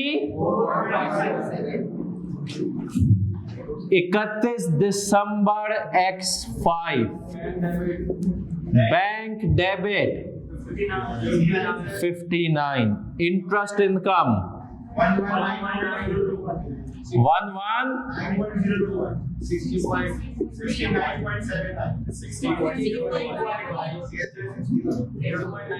सर इन्वेस्टमेंट आप इन सब इन्वेस्टमेंट्स को अगर टोटल करेंगे ना तो ये 250 बन रहा होगा। कितना बन रहा होगा?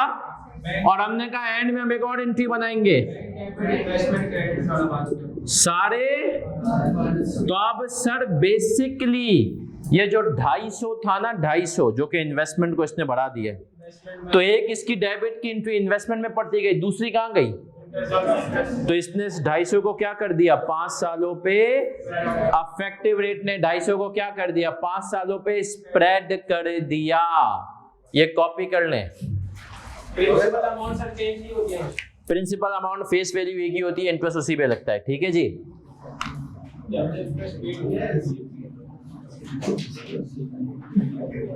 बेटा इंटरेस्ट रिसीवेबल नहीं, इन्वेस्टमेंट है। हमने कहा ये इन्वेस्टमेंट के अंदर पैसा जा रहा है।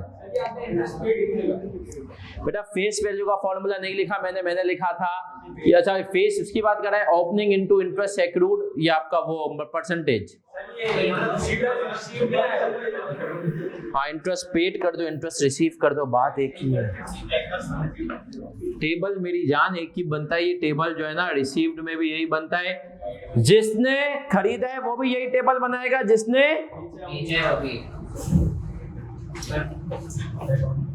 कॉपी करने कोई सवाल है तो पूछे बच्चा।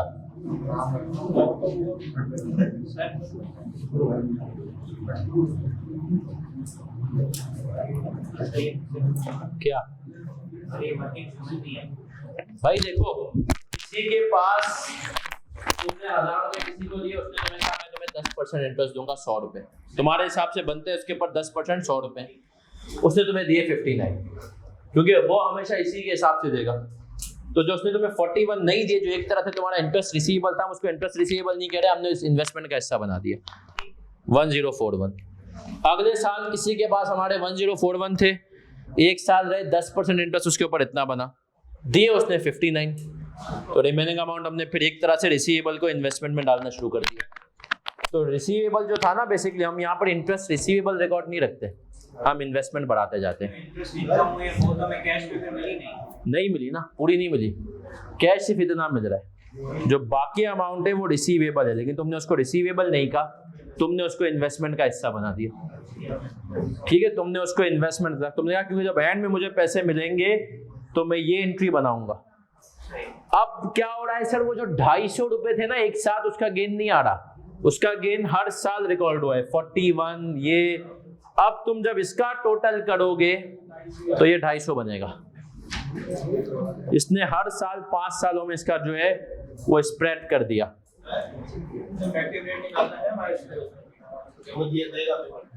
यार वैसे सिलेबस में तो नहीं है, लेकिन पिछली दफा जो इसने एक हरकत की, छोटा सा सवाल पूछा 3 नंबर, वही मुश्किल नहीं था, तो वो सीख जाएंगे हम। वैसे भी शायद MFA में भी बहुत सारे बच्चे सीखते हैं IRR निकालना। हाँ इन्वेस्टमेंट जो आप जो तरीके है ना, वो यहाँ पे प्रेजेंट वैल्यू 2 ले उसी तरीके से आप निकालते हैं। लेकिन जो बच्चों ने MFA नहीं पढ़ाए वो सवाल कराऊंगा।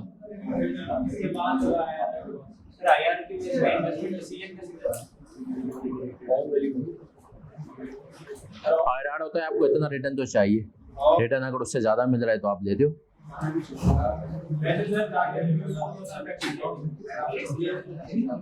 प्रैक्टिकल लाइफ में अफेक्टिव रेट ही चलता है।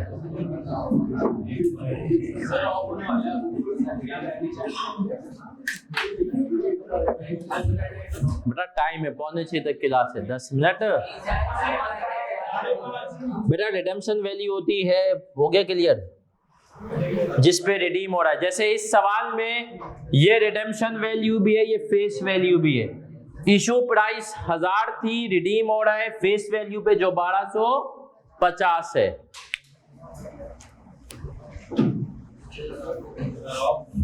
नहीं, MCQs करेंगे कुछ।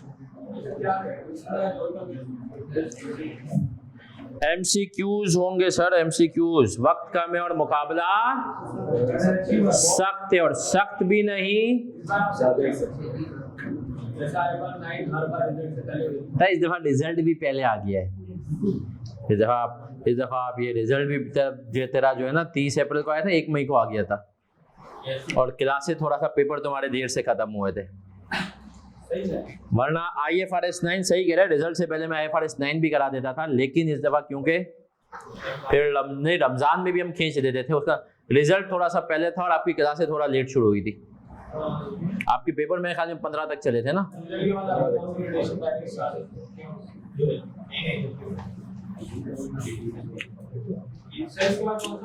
लीजेस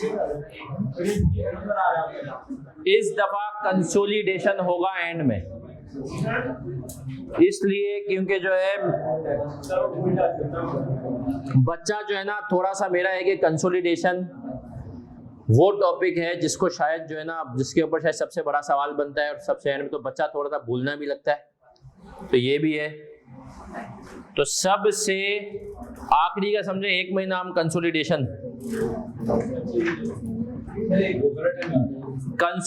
तकरीबन कंसोलिडेशन मेरा अब एस्टिमेट हो गया है।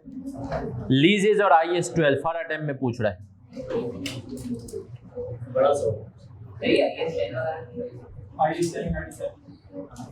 लीजेस के बाद ऑडिट, सर साजिद को मैंने कहा भी है यार ऑडिट के उसमें रिकॉर्डिंग दे देना IAS 1037 की। मैंने हर दफा एक छोटी सी रिकॉर्डिंग इनके पास पड़ी हुई है जिनको मैंने पूरा कॉन्सेप्ट दे दिया। ऑडिट रिपोर्ट चल रहा है।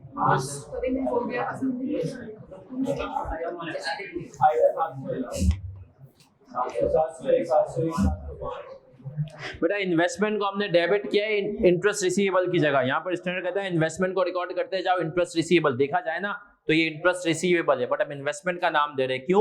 क्योंकि वापसी में हमें कंपनी 1250 पूरी इन्वेस्टमेंट की मद में देगी। लेकिन सर अगर मेरा दिल चाह रहा है मैं इसको इंटरेस्ट रिसीवेबल कह दूं, कह सकता है लेकिन अच्छी बात नहीं है। कह सकता है लेकिन अच्छी बात नहीं है।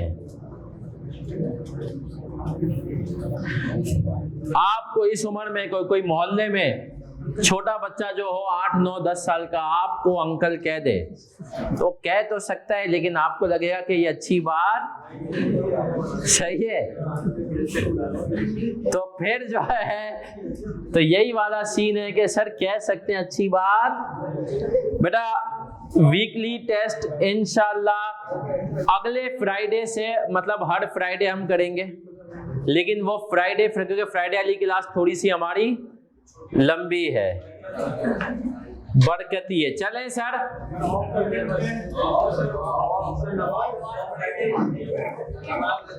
नहीं बेटा ऑफ करने की जो है ना बातें हम करेंगे बाद में। इस दफा मैंने कोशिश की कि नमाज ब्रेक से पहले ही आपको, क्योंकि नमाज ब्रेक है इसके बाद तुम लोग लेट आओ नहीं आओ, है ना।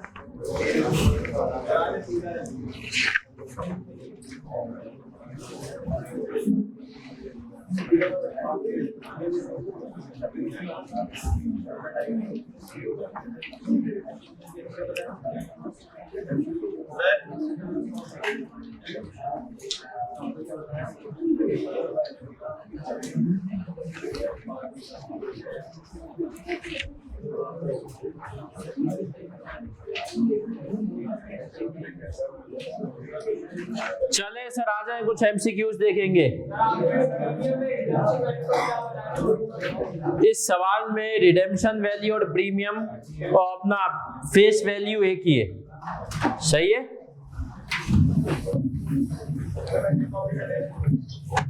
कर लिया कॉपी?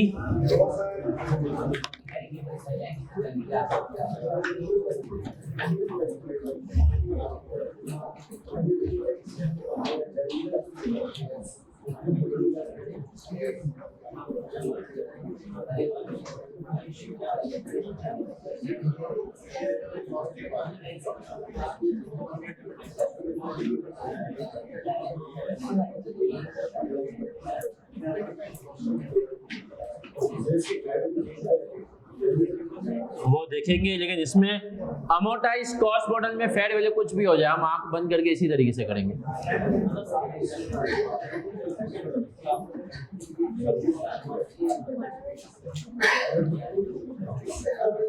चले sir page number 107, page number 107 MCQ number 1। ये पेपर में कभी नहीं आएगा। For a debt investment to be held under it must pass two test. One of these is contractual cash flow characteristic test. What is the business? यकीन मानो ये कभी भी पेपर में एग्जामिनर कहता है भाई ऐसी चीजें मैं पेपर में पूछूंगा तो हर बच्चा पास कर लेगा, है ना। चलिए सर आ जाए MCQ number 5। MCQ number 5, for which category of financial instruments are transaction cost excluded from the initial value and instead expensed to profit or loss? Beta, fair financial asset at fair value through P&L। सही है sir, फिर आगे बढ़ेंगे sir. Number 9 पे आए। Number 9 देखें, जब उसको पैसे कम मिलते थे किसी जमाने में एग्जामिनर को तो वो रिपीट मारता था। नंबर 9 पर है, How does IFRS 9 require investment in equity instrument to be measured and accounted for in the absence of any initial? ये वही डिफॉल्ट पूछ रहा है तुमसे। सही जवाब क्या है? अल्फा। MCQ number 11। 10 नहीं करना बेटा, अभी 10 आपका होमवर्क है, ये आप घर से ट्राई करेंगे। 11 पे आएंगे। Which of the following are not classified as financial instrument? Beta, intangible assets। MCQ number 12। In order to hold a debt instrument at amortized cost, which two of the following tests? ये देख रहे हो क्या पूछ रहा है, beta और delta. 12 का आंसर है बीटा और डेल्टा। 13 निकल, अभी नहीं कि आपको निकलना है, आ जाए। निकल limited certain of how to treat professional fees, मतलब ट्रांजैक्शन कॉस्ट, ये दूसरे अल्फाज में पूछ रहा है, ये अच्छा MCQ है। For which of the following investment should professional fees not be capitalised as part of initial value of the asset? Acquisition of patent, ये IS 38 में घुसा, क्या पेटेंट में कैपिटलाइज करेंगे? Yes sir. इंटेंजिबल के केस में professional fees capitalise. Investment property IS 40 में तो वो कहता है बाकायदा के ट्रांजैक्शन कॉस्ट को कंसीडर करो। एक्विजिशन ऑफ चार्ली में भी होगा और डेल्टा में नहीं होगा। चलें सर, अब ऑफ से पहले छोटी सी एक स्टोरी है, कुछ बात नहीं, ये आज एक बड़ी सीरियस और इम्पोर्टेंट बात है। कुछ चीजें जो हैं, ये एक सिर्फ मैंने मोटिवेशन वाली बात आपको कही कि यार मोटिवेशन हो जाए। सर देखें, एक माशाल्लाह आप सब रिस्पॉन्सिबल शहरी हैं। रिस्पॉन्सिबल एक तो आप लोग शहरी भी और रिस्पॉन्सिबल माँ बाप की औलाद भी हैं, और आप खुद भी एज अ औलाद भी रिस्पॉन्सिबल हैं। अब सुनिएगा सर, एक चीज मैं आपको बता दूं कि शायद जो दुनिया का सबसे बड़ा इंसान को गम होता है वो ये होता है कि वो अपनी कामयाबी के वक्त अगर अपने माँ बाप को साथ ना पाए, तो शायद ये, या अभी बहुत सारी चीजें आपके दिलो दिमाग में होती हैं जो आप चाहते हैं अपने माँ बाप के लिए करना, लेकिन आप शायद अभी फाइनेंशियल रिसोर्सेज के ना होने की वजह से नहीं कर सकते। लेकिन जब एक चीज, जब आप इंशाल्लाह, जब आपके पास वो रिसोर्सेज आ जाएंगी तो इंशाल्लाह आप करेंगे। और उसके लिए सर एक चीज बहुत जरूरी है कि हम जल्दी से उस काबिल हों, सही से पढ़ें अपनी गलतियां जो है ना, वरना सर ये दुनिया के जो खास तौर पे वो लोग जो कि इररिस्पेक्टिव किसी भी मजहब से उनका ताल्लुक हो, लेकिन जो अपने माँ बाप से मोहब्बत बहुत करते थे, क्योंकि बाहर तुमने गोरे होते हैं उनको इतनी शायद फिक्र नहीं होती, सबको नहीं बट मेजोरिटी को। लेकिन सर हम जो एशियंस हैं, हमें ना तो ये एक बहुत बड़ा रेग्रेट होता है कि लोग कहते हैं कि यार हमारे माँ बाप ने हम पे हमारे लिए इतना कुछ किया, पर जब हम सक्सेसफुल हुए तो हम हमारे माँ बाप हमारी खुशियाँ देखने के लिए या हमारी सक्सेस देखने के लिए नहीं थे। अब ये सब अल्लाह के फैसले हैं। ये मुझे क्यों रियलाइज़ हुआ, आज सुबह फजर के टाइम मेरी अम्मी पता नहीं क्या हुआ वो गिर गई, उसके पास से मतलब वो बिल्कुल बेड पे ही हैं, उनमें हिम्मत भी नहीं है उठने की और थोड़ी सी वो बहकी बहकी बातें भी कर रही हैं। तो आज सुबह से पूरा जो है ना घर में टेंशन का भी माहौल था। फिर आज एक फैमिली में मेरे कज़न की भी एक शादी है तो उसकी भी कुछ इवेंट्स वगैरह शुरू हो गए।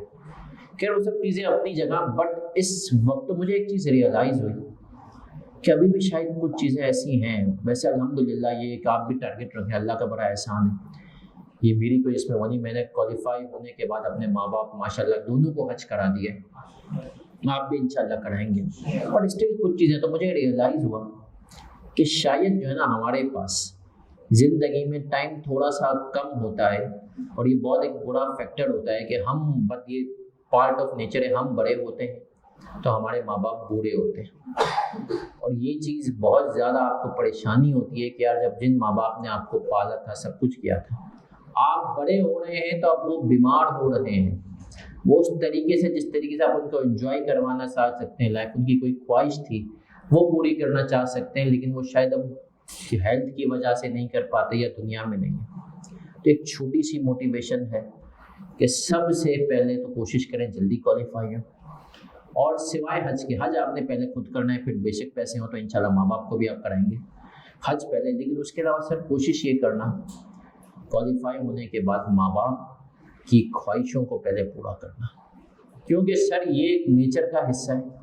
सबने जो दुनिया में आए उनको दुनिया से जाना है। वैसे तो कोई भी जा सकता है, लेकिन अगर अभी और आपके नहीं भी जाना, माँ बाप की उम्र इतनी ना हो जाए कि फिर आपको हो कि यार अब्बा को ये शौक था इस गाड़ी का, या आपको था कि अब्बा को था कि मैं हज कर लूँ, उम्रा कर लूँ, या कहीं घूमने जाने का शौक था, और वो चीज़ें आप बाद में उनको जब उस टाइम पे उनका ख्याल करें तो वो बहुत देर हो सकती है। तो इन चीज़ों पे ज़रा फोकस करें, इंशाल्लाह अल्लाह आप सबको कामयाब करे। हम मिलेंगे इंशाल्लाह कल। और एक और आखिरी अनाउंसमेंट, कल वैसे इंशाल्लाह क्लास है, लेकिन खुदा ना खास्ता अल्लाह ना करे अम्मी की तबीयत में कुछ ज़्यादा खराबी और उनको हॉस्पिटल शिफ्ट करना पड़ा, तो फिर कल क्लास नहीं होगी। दुआओं की दरख्वास्त है, हम मिलेंगे इंशाल्लाह कल आप लोगों से 3 बजे। अल्लाह हाफिज़।